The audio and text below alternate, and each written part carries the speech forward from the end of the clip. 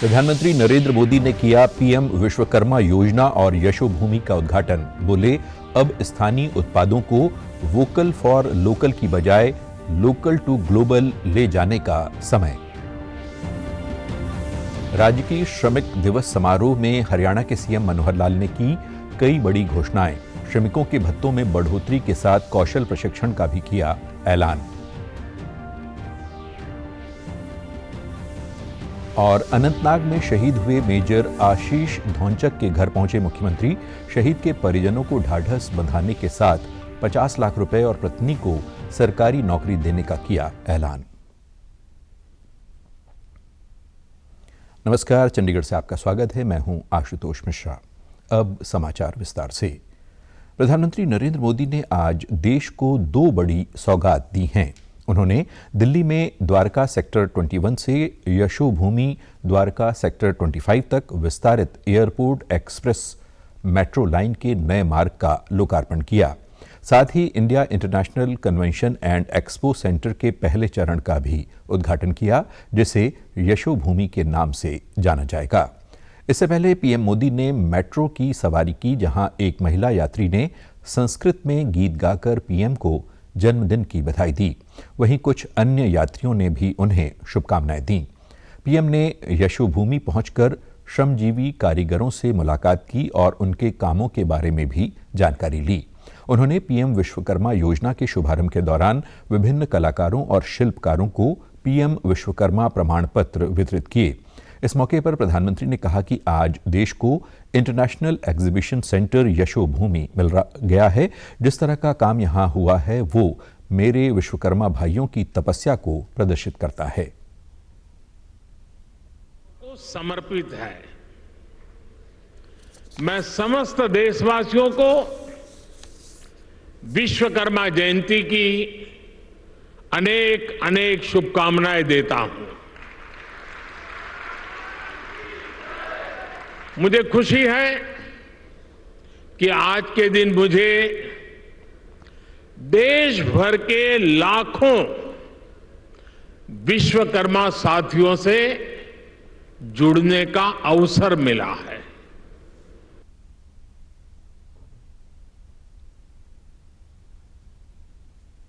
उन्होंने कहा कि ये यशोभूमि सेंटर स्थानीय उत्पादों को वैश्विक बनाने में बहुत बड़ी भूमिका निभाएगा। देश और समाज की तरक्की में विश्वकर्मा भाई बहनों की बड़ी भूमिका है। इंटरनेशनल एग्जीबिशन सेंटर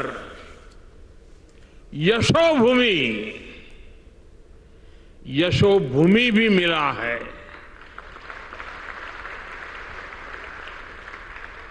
जिस प्रकार का काम यहां हुआ है उसमें मेरे श्रमिक भाइयों और बहनों का, मेरे विश्वकर्मा भाइयों बहनों का तप नजर आता है, तपस्या नजर आती है।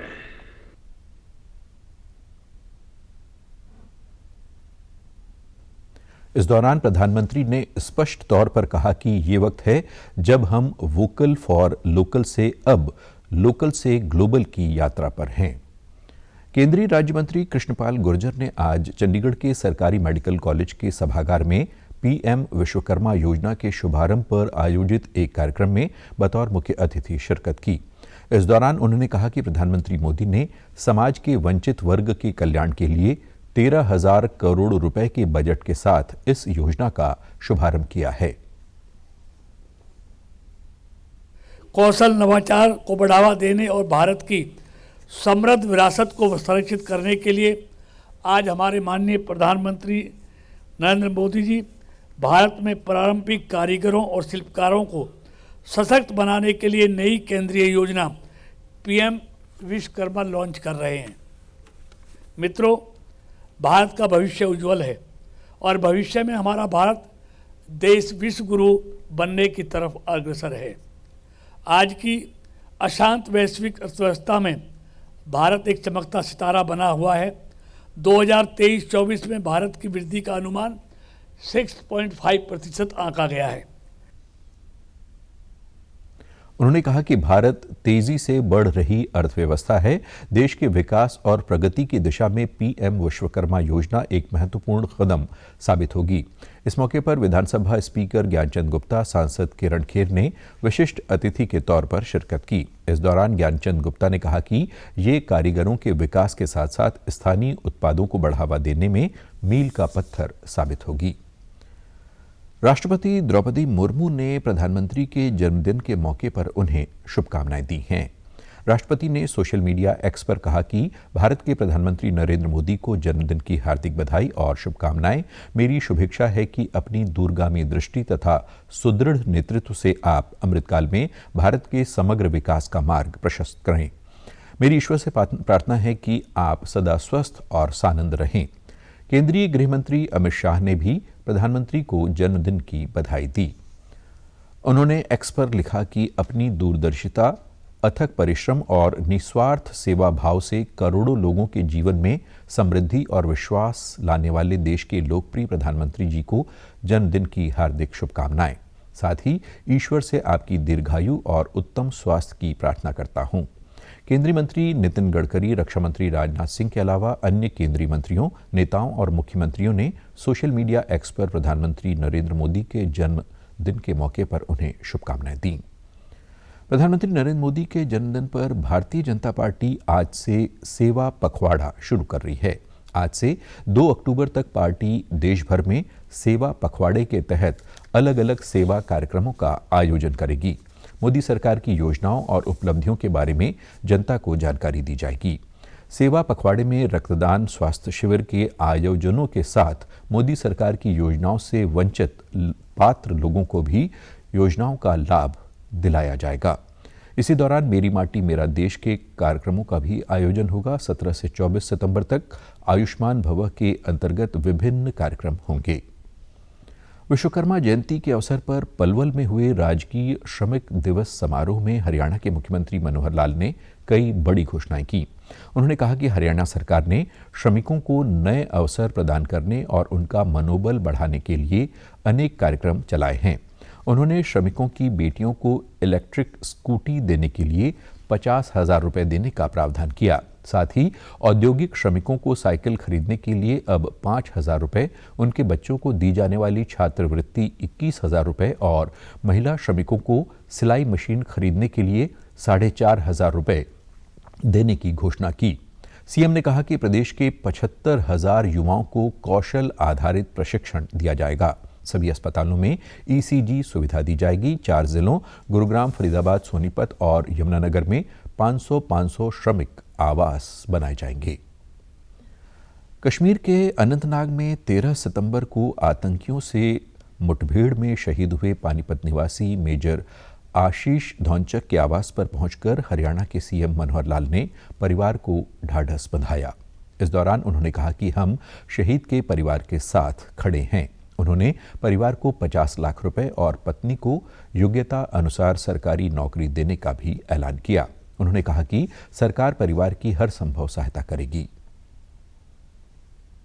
परिवार के साथ सहानुभूति है, क्योंकि बड़ा जो एक विषम परिस्थिति ये है परिवार की कि अकेले भाई थे, 3 उनकी बहनें और उनकी पत्नी और उनकी वही आगे बेटी है।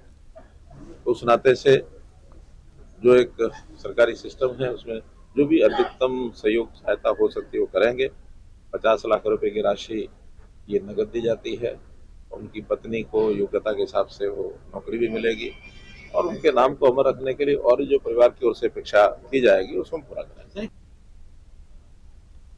सीएम मनोहर लाल ने कहा कि टीडीआई में शहीद के नाम पर पार्क और पैतृक गांव बिंझोल में स्वागत द्वार बनाया जाएगा।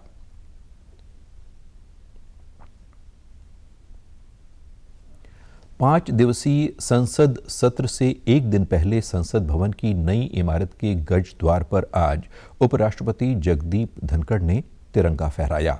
इस दौरान लोकसभा अध्यक्ष ओम बिरला सहित अनेक नेता मौजूद रहे।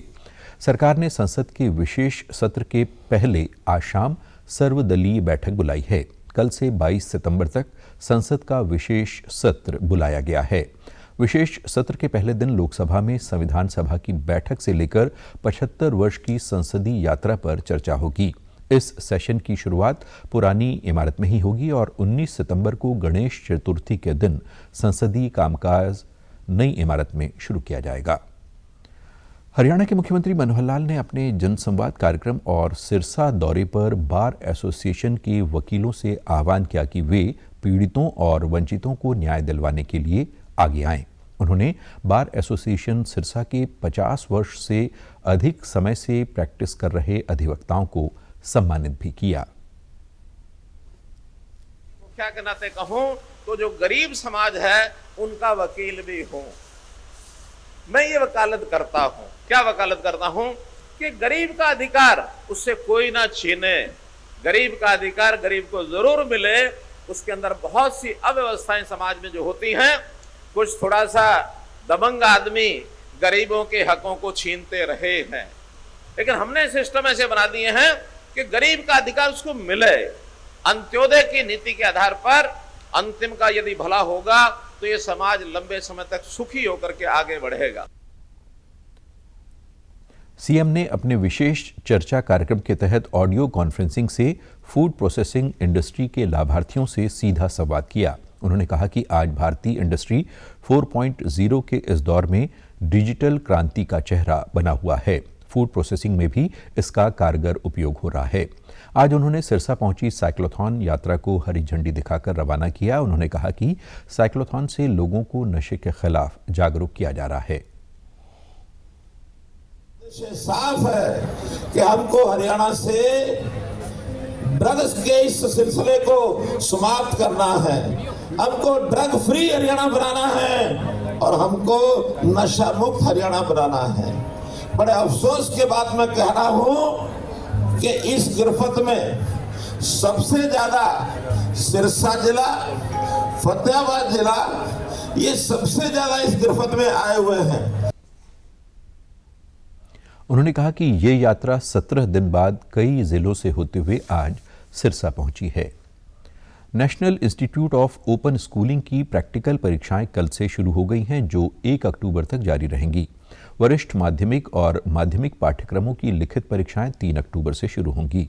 पंजाब, हरियाणा और चंडीगढ़ के क्षेत्रीय NIOS निदेशक S महेंद्रन ने कहा कि दोनों राज्यों और केंद्र शासित प्रदेश में विद्यार्थियों के लिए 137 परीक्षा केंद्र बनाए गए हैं। इनमें 19,375 विद्यार्थी परीक्षा में बैठेंगे। NIOS का एग्जामिनेशन है जो सितंबर 16 तारीख से लेके 1 अक्टूबर तक प्रैक्टिकल एग्जामिनेशन शुरू हो रहा है। तो उसके बाद 13 एग्जामिनेशन भी है, वो 3 अक्टूबर से लेके 3 अक्टूबर 2023 से लेके 8 नवंबर 2023 तक है। ये जो हमारा जो स्टूडेंट्स है, जो भी है, चंडीगढ़ यूनियन टेरिटरी और हरियाणा स्टेट और पंजाब स्टेट का क्षेत्र में जो भी है जो स्टूडेंट्स है, जो चंडीगढ़ रीजन सेंटर के अंदर ही आता है। तो पब्लिक एग्जामिनेशन साल में 2 बार होता है, एक अप्रैल मई में होता है, एक अक्टूबर नवंबर में भी होता है। तो हमारे लिए डिस्टेंस लर्निंग है, बहुत फ्लेक्सिबल एग्जाम होता है हमारे पास। इस संबंध में विस्तृत जानकारी रोल नंबर डाउनलोड करने और डेट शीट NIOS की आधिकारिक पोर्टल पर देख सकते हैं। श्री गुरु ग्रंथ साहिब के पहले प्रकाश पर्व पर कल अमृतसर में लाखों श्रद्धालुओं ने दरबार साहिब में शीश नवाया। इस दौरान गुरुद्वारा श्री रामसर साहिब से श्री हरमंदिर साहिब तक नगर कीर्तन निकाला गया, जिसका संगत ने पुष्प वर्षा कर स्वागत किया। इस मौके पर प्रधानमंत्री नरेंद्र मोदी ने देश विदेश की सिख संगत को बधाई दी। उन्होंने सोशल मीडिया एक्स पर एक पोस्ट साझा करते हुए कहा कि श्री गुरु ग्रंथ साहिब में दर्ज वाणी दिव्यता से भरपूर समय और सीमाओं से परे लाखों लोगों को प्रेम, एकता और शांति के मार्ग पर ले जाती है। इससे पहले श्री अखंड पाठ साहिब के भोग डाले गए और रागी जत्थों ने गुरबाणी कीर्तन किया। गतका पार्टी ने अपने करतब दिखाए, जबकि देश विदेश से पहुंची संगत ने पावन सरोवर में स्नान किया। शाम को पावन तीर्थ में आतिशबाजी की गई और संगत ने घी के दिए जलाकर जश्न मनाया। इसके बाद पंच प्यारों, निशांची और नगारची सिंहों को सिरोपा देकर सम्मानित किया गया। इस मौके पर श्री हरमंदिर साहिब के मुख्य ग्रंथी और श्री अकाल तख्त साहिब के जत्थेदार ज्ञानी रघबीर सिंह ने संगत को बधाई दी। भारत के स्टार भाला फेंक खिलाड़ी नीरज चोपड़ा को प्रतिष्ठित डायमंड लीग के फाइनल में रजत पदक से संतोष करना पड़ा। यूजीन में आयोजित टूर्नामेंट के फाइनल में अपने दूसरे प्रयास में वे 83.80 मीटर थ्रो के साथ दूसरे स्थान पर रहे। नीरज चेक गणराज्य के याकुब वाडलिक को नहीं पछाड़ सके। वाडलिक ने 84.24 मीटर दूर भाला फेंक पहला स्थान हासिल किया, जबकि फिनलैंड के ओलिवर हेलेंडर 83.74 मीटर के साथ तीसरे स्थान पर रहे। और अब खबरें फटाफट। एक राष्ट्र एक चुनाव समिति की पहली बैठक 23 सितंबर को पूर्व राष्ट्रपति रामनाथ कोविंद ने ओडिशा में दीक्षांत समारोह में दी जानकारी।